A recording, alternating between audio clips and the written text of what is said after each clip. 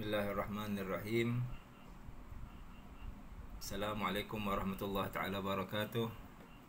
Alhamdulillah wassalatu wassalam ala Rasulillah wa ala alihi wa sahbihi wa mawala.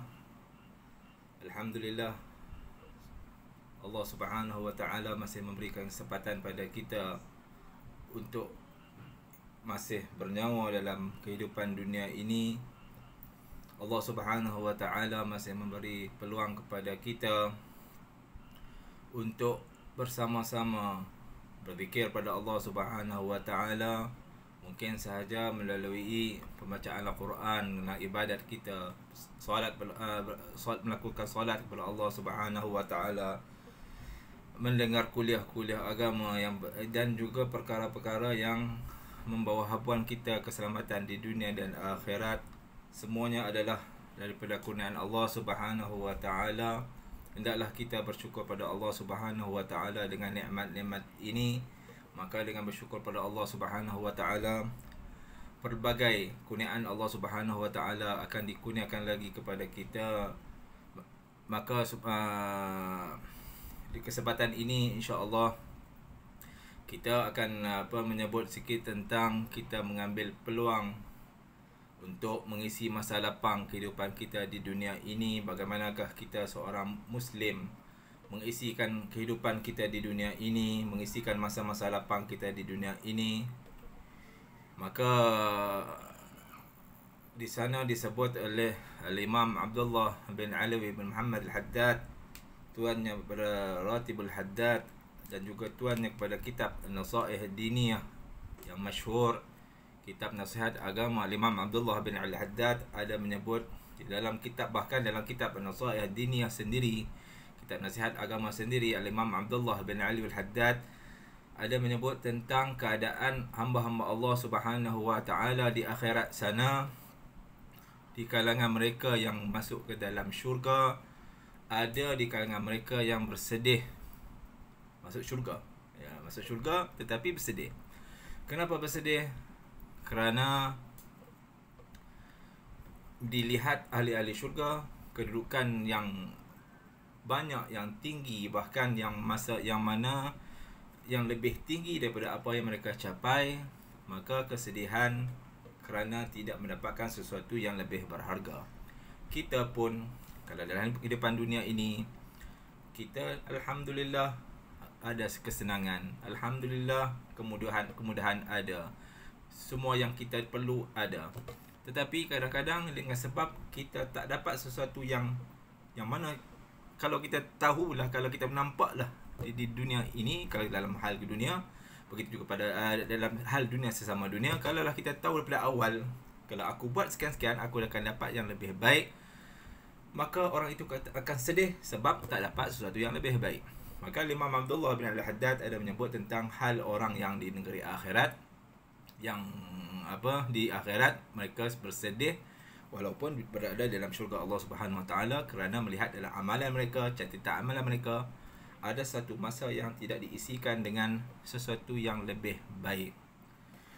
Bukan melakukan dosa, tetapi tidak melakukan sesuatu yang baik yang dicatat oleh Allah di sisi Allah Subhanahu wa taala sebagai satu kebaikan. Mungkin masa sekian pukul 1, kemudian tidak sampai kepada 1 minit, 1-2 minit, maka ada lompang kat sini 1-2.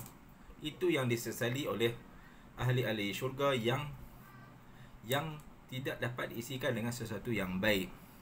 Maka mungkin saja kalaulah aku tak sia-siakan masa hidup aku di dunia ini, nescaya aku akan isikan dengan zikir subhanallah, alhamdulillah, apa-apa saja, Allahu akbar. Tetapi aku telah meninggalkannya dengan hal yang sepatutnya aku dapat kedudukan yang lebih baik di akhirat, aku dapat kenikmatan yang lebih aku inginkan di akhirat, tetapi hari ini aku rugi kerana aku telah meninggalkan masa-masa aku, kesempatan hidup aku di dunia ini. Modal yang paling berharga pada aku adalah masa di dunia ini. Maka orang-orang itu bersedih di negeri akhirat. Maka kesempatan seperti begini, dan kita dalam musim yang kita terkurung di dalam dalam pandemik COVID-19 ini, sebenarnya kita tak perlu risau kerana kita masih ada kesempatan untuk berzikir pada Allah Subhanahu Wa Taala. Mungkin saja dengan membaca Al-Quran, mungkin saja dengan apa-apa zikir yang seperti kita sebut tadi, subhanallah, alhamdulillah, Allahu akbar. Mungkin juga bersalawat kepada Nabi sallallahu alaihi wasallam. Man shalla alayya salatan sallallahu biha asyara. Siapa yang bersalawat kepada aku sekali, kata baginda sallallahu alaihi wasallam, Allah akan bersalawat kepadanya 10 kali. Apa itu salawat pada kita sesama kita? Apa itukah itu salawat daripada makhluk? Salawat pada makhluk, pada kita manusia ini adalah kita berdoakan kepada Allah Subhanahu Wa Taala memberi rahmat kepada Nabi sallallahu alaihi wasallam. Apakah itu salawat kepada Allah? Kerana siapa salawat kepada aku sekali, Allah akan balas 10 kali. Salawat kepada Allah adalah memberi rahmat. Kita berdoa. Kalau di kalangan malaikat, kata para ulama, kalau malaikat, maka itu adalah adalah istighfar. Dan kalau daripada Allah adalah memberi rahmat. Di hari Allah Subhanahu Wa Taala menciptakan rahmat seperti mana dalam hadis, Allah Subhanahu Wa Taala menciptakan 100 rahmat.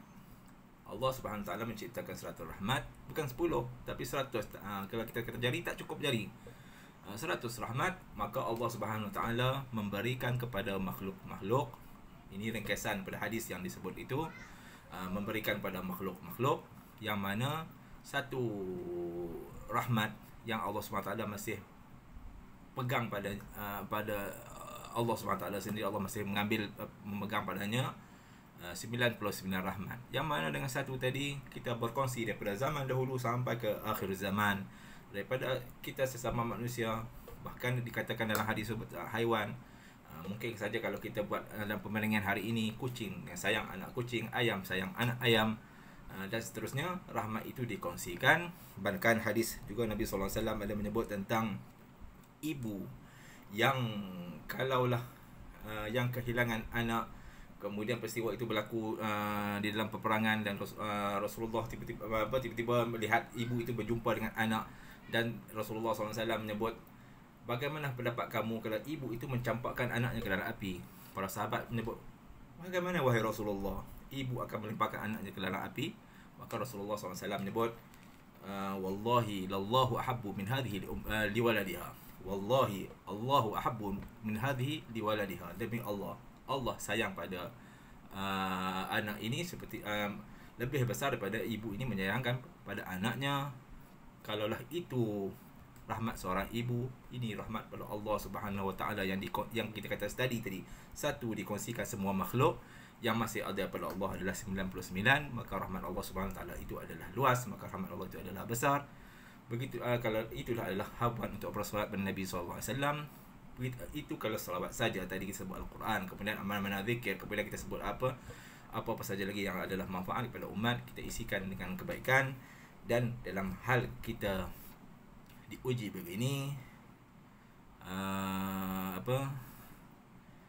itu adalah keberuntungan pada umat Islam, kerana disebut ajaban li amril mukmin, sangat sangat pelik orang mukmin ini. Kalau mereka diberi nikmat, mereka bersyukur. Kalau mereka diuji, mereka bersabar. Maka kedua-duanya adalah baik bagi orang mukmin. Kalau keadaan kita hari ini kita diuji, kita bersabar, maka itu adalah insya-Allah Subhanahu Taala kita akan dapat kebaikan dari Allah Subhanahu Wa Taala. Bahkan kalau kita diberi kebaikan juga, kita kena ingat itu akan datang kebaikan dari Allah Subhanahu Taala. Kehidupan mukmin ini semuanya adalah baik. Moga-moga yang baik ini kita diisikan dengan yang terbaik. Kita membawa sesuatu yang lebih baik untuk dibawakan di akhirat ini, insya-Allah Subhanahu Wa Taala. Jadi cukuplah setakat itu. Wassallallahu ala sayyidina Muhammadin wa ala alihi wa sahbihi wa barak wa sallam. Alhamdulillahirabbil alamin.